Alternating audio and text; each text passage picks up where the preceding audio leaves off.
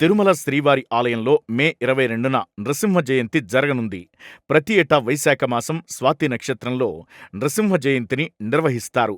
శ్రీ యోగ నరసింహ స్వామివారి మూలమూర్తికి ప్రత్యేక అభిషేకం చేస్తారు. వైశాఖ మాస ఉత్సవాల్లో భాగంగా తిరుమల వసంత మండపంలో మధ్యాహ్నం 3 నుండి సాయంత్రం 4:30 వరకు శ్రీ నరసింహ స్వామివారి పూజ నిర్వహిస్తారు.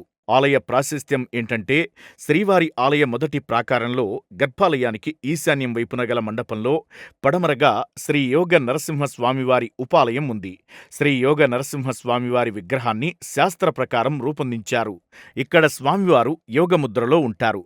స్వామివారికి 4 చేతులు ఉంటాయి. పైభాగంలో ఉన్న చేతుల్లో శంఖచక్రాలు కనిపిస్తాయి. కింది 2 చేతులు ధ్యాననిష్టను సూచిస్తాయి. క్రీస్తు శకం 1360 మధ్యకాలంలో నిర్మితమైన ఈ ఆలయంలో శ్రీ రామానుజాచార్యుల వారు శ్రీ యోగ నరసింహస్వామివారి విగ్రహాన్ని ప్రతిష్ఠించారు.